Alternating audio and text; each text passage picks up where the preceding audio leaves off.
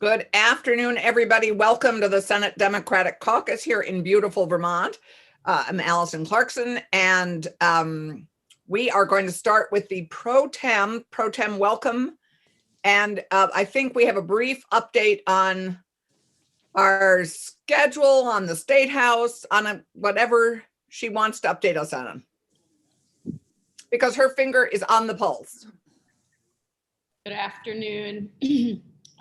Just a brief update. I think you all know for the week we're going to be getting onto the virtual Senate floor at 10 and then at 1, the bulk of our work being done in the morning. But as the House and the Senate are messaging things back and forth, we're going to continue to take things up and move them along both to the other body and to the governor as we can. We're still aiming to try to get out Friday night. That is our plan. We're doing pretty well on that front. Everyone is working incredibly hard, and I very much appreciate all of the hard work and dedication of the conference committees and of committees that are continuing to engage with their House counterparts. It is not easy to do this work in this situation, and I'm really grateful. The Joint Legislative Management Committee and Joint Rules are continuing to figure out how we're going to come together both this summer as we do our work in joint committees and task force, and looking ahead to January.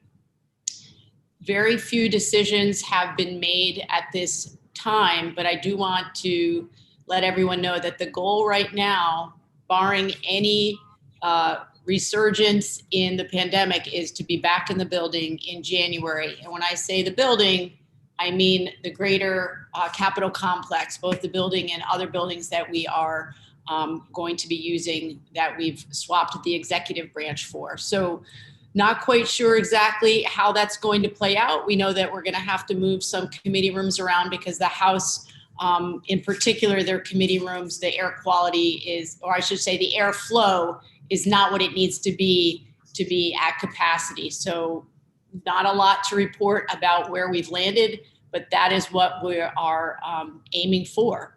So I know, Allison, you've got a lot on your schedule, but I'm happy to take some questions if people have them, or at least just write down the questions so I can get back to people. Absolutely, we have time. So who has a question? I see Senator Campion. Thanks. So with us going back in the afternoons, will the calendars be reprinted? I mean, my question really is, how will we know if we're able to advance additional work that the House has concurred on? We're waiting on a number of things. So I know that Secretary Bloomer has given me an updated calendar, so I'm assuming he sent that out to all of you as well. I have not seen it. You can look on the, Carolyn, are you on the call? I don't see her. Okay, so I will make a note of that, Brian, and I will hop back on the call and find out when that. Thanks, I appreciate that, since it has not been updated online. Thanks. Okay, and so to that end, as we get reports of conference committees back, as there's been agreement on those, we're going to want to ask to suspend rules to take those up and just keep moving things along. So we're anticipating looking at the committees of conference for transportation that settled and for the pensions that also settled. And we're working with the Secretary's office to get those conference committee reports out to all of you. So I will pop off, Brian, and I will come back and let you know. Thanks so much. Before you leave, Pro Tem, are there any other questions for the Pro Tem at this moment? I don't think I see any. Okay, great. Thank you mucho. You're welcome. So we're going to move to just a brief update, because I know we're going to have the floor reports on the committees of conference that have settled, but perhaps we could start with Senator White and Senator Polina on the update on the pensions committee of conference, which I understand has settled. It has settled, and I just went down. I thought the House did it first, but I just went down and printed out the final copy here, and I'm trying to remember exactly where the changes were, but in essence, they They agreed to almost all of our changes. There were a few technical changes. We added in spouse for as the definition of an independent person, so that if they want to be on the VPIC board, they or their spouse can't have be a beneficiary of any of the plans. They wanted to add children and parents, and we thought that was a little too encompassing. It meant that probably nobody in Vermont would be able to serve on the VPIC board. They made a few kind of technical changes to the VPIC board. They did accept our change to that by removing the Commissioner of Financial Regulation. The biggest controversy, of course, was the makeup of the task force. And in the end, we felt it absolutely important for it to be balanced between plan participants and non-plan participants. That's the balance we were seeking. So I'm glad I'm on the Zoom call here so that you can't actually throw your lunches at me when you hear this. But what we've done is we now have 3 members of the NEA, 2 of the VSEA, and 1 of the Vermont Troopers Association, which is kind of what we had in ours all along.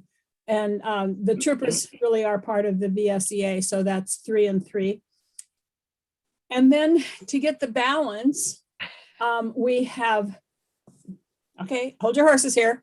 We have 3 House members, 2 senators, and the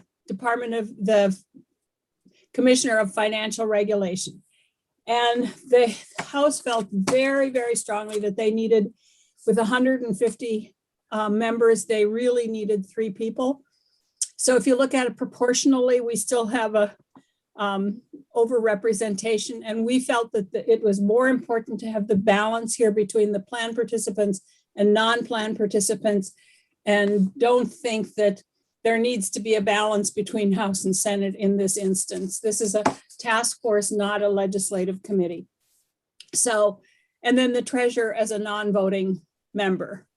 So that's what we came down with on that. And then they did change the effective date of the oversight committee. They accepted the creation of the oversight committee, but changed its effective date from July of 2022, which is what we had, to October of 2021, therefore giving the oversight committee some ability to look at the interim report from the task force before it becomes a final report. So that really are the changes, and that's where we landed. I think we came up with a good plan, and that's it. Great. Any questions? Senator Ballin?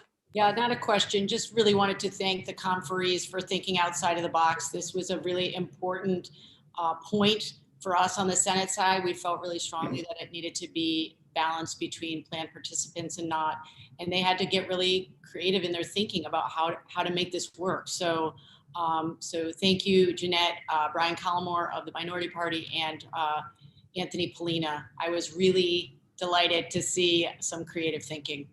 Yep. Here. And Speedy, you guys really worked hard and fast. Any questions? I think I see Senator Starr. Did you have a question?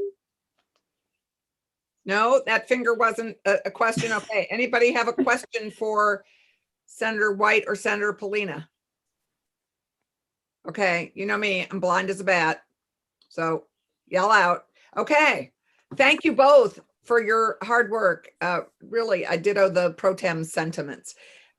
Senate Transportation. We have 2 members of the conference committee here, Senator Mazza and Senator Chittenden. Okay, I'll Give us a brief update. I'll just give a brief update. We settled last evening or late in the afternoon, and it was only a couple of some technical changes. Other than that, there's the $3 million one-time money to the towns for their town fund distributed to all towns for mileage. And there was we were going to split it $1.5 million in separate, so town highway grants, but we agreed on 3 million total, just going to the towns and they can spend it as they wish, one-time money. They get 27 million now, it'll go up to 30 million just for 1 year. And the other was Woodstock. We had a compromise. Instead of having it kick into effect January of 2022, it'll be July of 2022. And so we split the difference there. And that's pretty much it for the major issues. Everything else is just some small items, and Senator Perchik will report it on the floor today. Thank you. Oh, great. Terrific. Thank you. Any questions for transportation? Senator Chittenden, you have anything to add? Yes, anything, Senator Chittenden, at this time? I think Senator Mazza covered it all. The changes that were made had to do with language that didn't really change current practice. They were just restating and reinforcing some things. So we went back and forth on adding findings and some other language, and it seems very reasonable, and it was an honor to be on my first conference of committee. So thank you for having me, Senator Mazza. Senator Ballant gets a brand new highway in front of her house. Well, yes, trial by fire there, Chittenden. So the conference committees that haven't settled yet, that are in process, does anyone, we have the budget and broadband, anything, anybody here want to, do I see a broadband? Do we have any updates on either of those? No. Broadband is still meeting, but I've heard they're very close. Okay, and budget is still meeting. Great. Terrific. Then I think we'll go to outstanding bills, and let's start with JRH 6, which came in to Senate Health and Welfare and is being reported out by Senator Hardy. Senator Hardy. Thank you, Senator Clarkson. So JRH 6 is a joint resolution declaring racism a public health emergency. It came to us very late in the session. We took an unofficial vote on it yesterday, and we'll take an official vote on it today in Health and Welfare. It is a resolution that includes a lot of findings that are very similar to the findings in H210, which is the health equity bill that I reported on the floor a couple of weeks ago. It lays out a lot of whereases,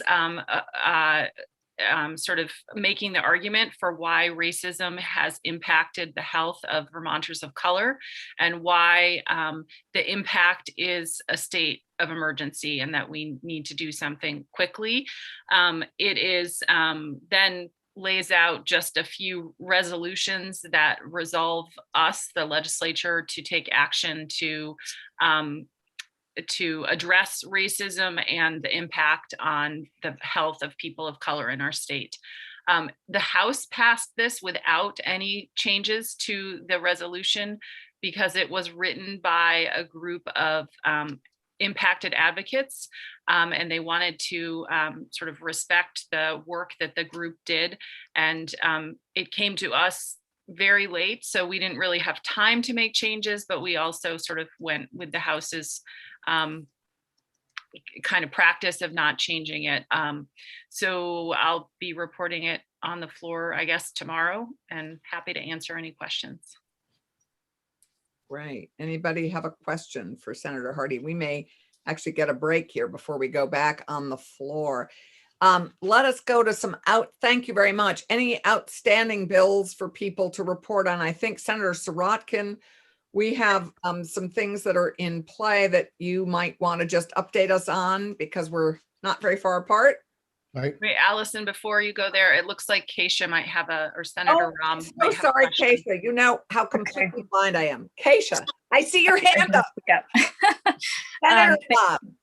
Thank you. Thanks, Senator Clarkson. Thanks, Senator Hardy. I think there was sort of a late observation that terms like Indigenous or Native American or Native Alaskan don't show up in the resolution.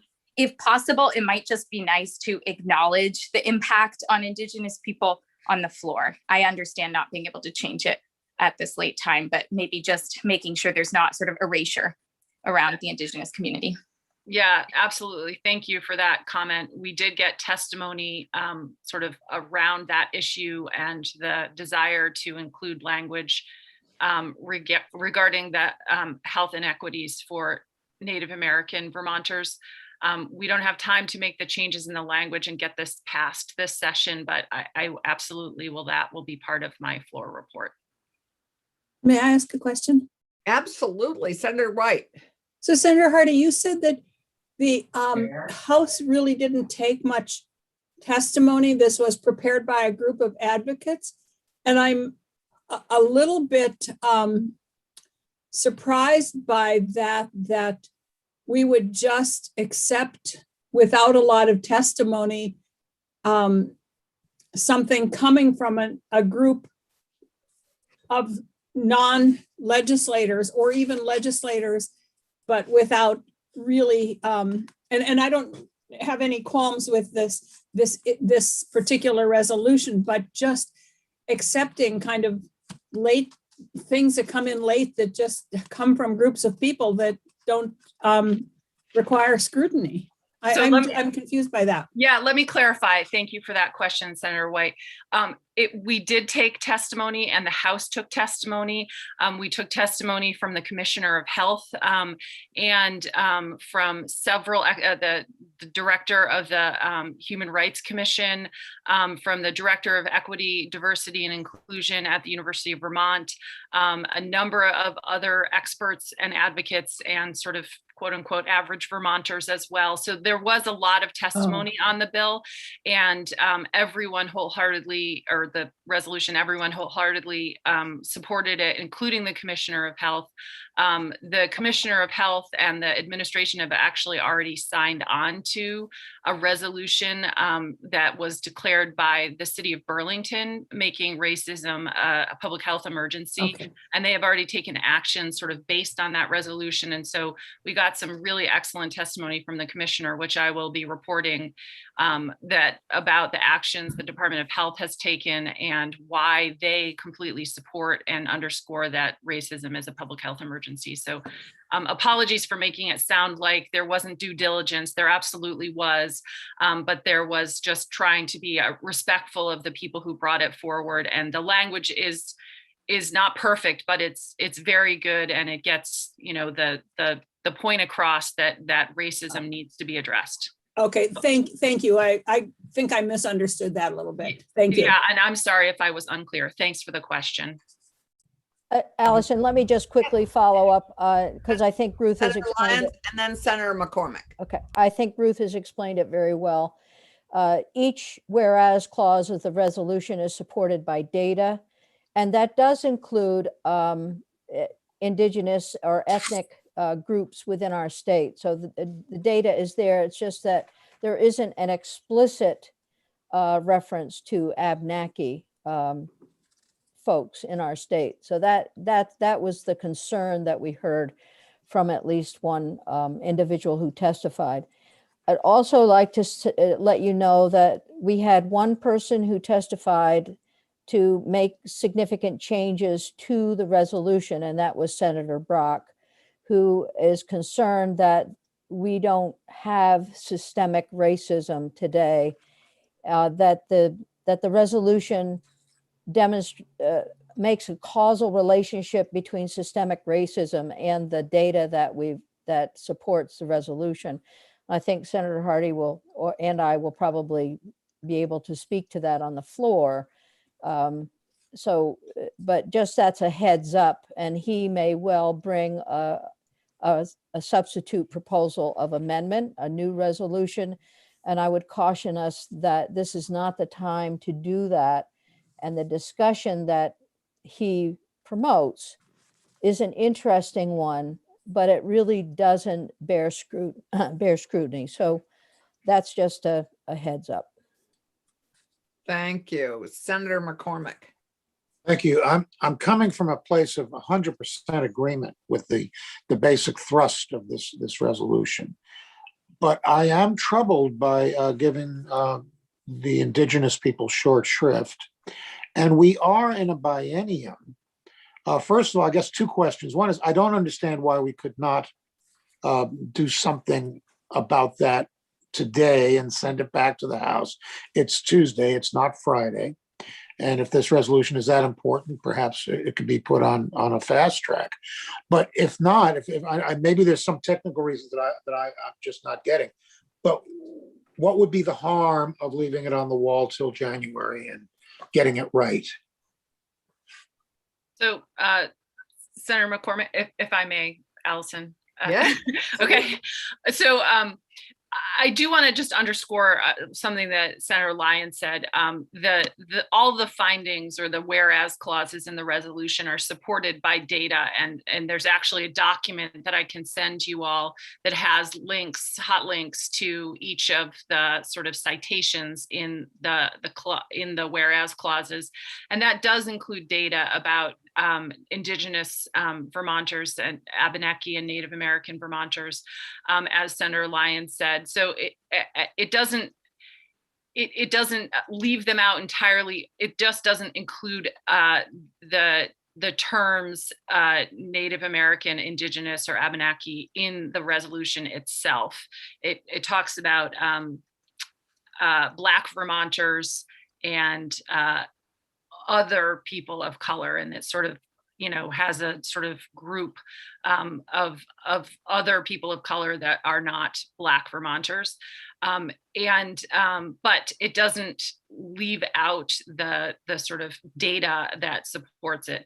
And one of the reasons that I think we are interested in moving this forward this session and not leaving on the wall is because it's a resolution about an emergency and saying that racism is an emergency, and we wanted to give it the sort of urgency that an emergency requires and get it passed, because the important work of this is what will come after the resolution, or what has already started because of the Burlington resolution and because of the COVID pandemic, is that there are efforts happening right now in the state, and hopefully will continue to happen, that will be underscored by this resolution to ensure that we are addressing the social determinants of health and the factors that impact the health of Vermonters of color.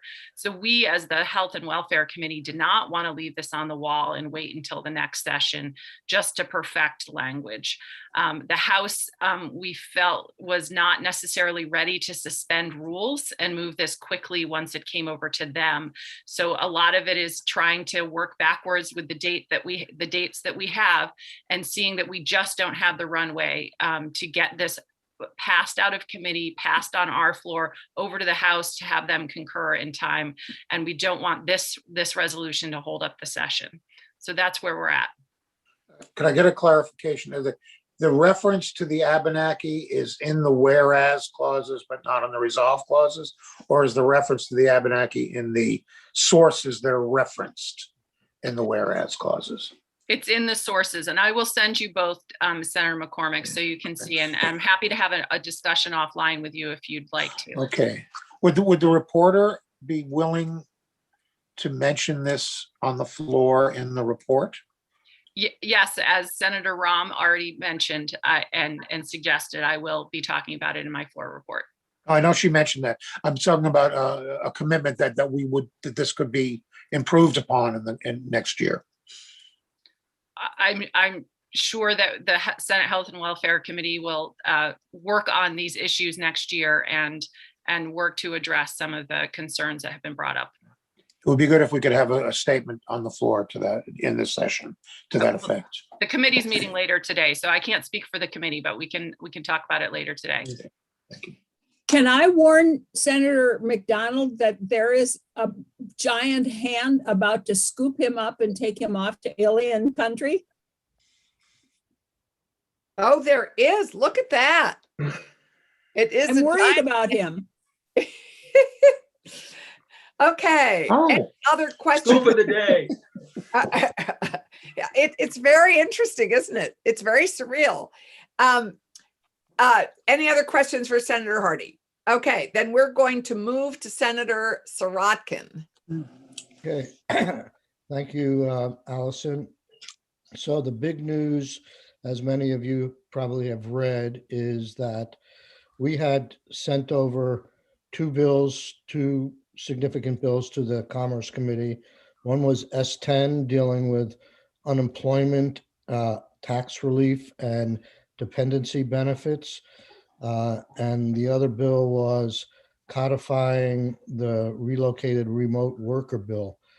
Just to give you an idea of scale, there were about $400 to $500 million at stake ultimately in the UI bill, and $1 million in the relocated remote worker bill. I can't speak as to why, but the House decided to move the entire UI bill onto the small bill, and in the process, diluted the relocated worker bill significantly. And that's, I'll get to it, but that's part of the problem we're facing and get to a resolution. But in case you missed it, I think we have at this point, if we could package this right, a good solution on the UI situation. When it left the Senate, there was a $50 a week dependency benefit for 5 years that totaled $38 million in benefits to workers. And in exchange, the employer community got an $80 million rate relief next year in terms of what they would have to pay in UI contributions. What the House did is they took a one year short-term fix, and we were going to do further study on it, and they turned it essentially into a permanent fix on of recalibrating the UI trust fund. So in doing that, they saved over the next 10 years $400 million in employers' unemployment insurance taxes, and they agreed to $100 million in benefits for all workers, not just people with kids, to the tune of $25 a week, which projected, if the economy stays level, would take about 16 or 17 years to pay out. I think there was strong support for that in the House. I think among my committee, we're fine with that. It helps us hopefully not have to revisit the exact same issue this fall and next spring, but they have put in sort of at this point a poison pill in the vehicle they put it on, and taking away eliminating our remote worker program. We're in negotiations over that. It seems like a very small issue that should be resolved, and we have our fingers crossed. So I take any questions at this point. Right. Any questions for Senator Saratkin? Oh, I don't see any. Okay, great. Thank you. Any other bills, any other questions people have at this time for anything else? Are you able to speak briefly, Senator? Oh, I see Senator Campion. Yeah, let me just reference a couple of bills. S13, I know many people are continuing to receive emails about that. That's the waiting implementation plan. Our committee is meeting again this afternoon to answer questions that committee members might have. We're going to need to pull together a conversation with finance on that, since part of it, as it came back, senators may recall, is in finance's jurisdiction. But we will have a better idea of what direction we're going to move in. Really, we only have two choices, really, to concur or to quickly call a committee of conference. This is coming to us very, very, very late. And so the House, I believe, is taking it up for the first time today. And then the other thing that's will be on the floor likely tomorrow is the school construction bill, which our radon amendment did make it back to us with a couple of changes that Senator Perchlik will outline tomorrow, but really still intact with the date of 2023, pushed back a little bit to June so that we have 2 full winters to test for radon. So those two things, and then the House has our final work that they are planning on concurring on. I believe that's the S-115 miscellaneous bill that many senators on this screen have bills attached to. A lot of important work over a couple of bienniums, and then H-106, the community schools bill that we sent today, and it thankfully was put in all stages of whatever it is. It got over there faster. Passage. My legal term. So Forthwith. thank you very much. And that is where those things stand. Great. Thank you. Yes, Senator White. I'm really worried about the OPR bill. We're on tomorrow. I know that doesn't give any time. If we are on second reading tomorrow, that leaves no time at all. Can we do anything about that? This is a must pass bill. Absolutely. I- Let's you and the pro tem and I have a conversation after this. Okay. Okay, great. I think this, if we bid each other adieu at this moment, it gives us 10 minutes before the floor. Anybody have anything else they want to chat about? Okay. Thank you all. You're terrific. We'll see you very shortly. Thank you for your hard work.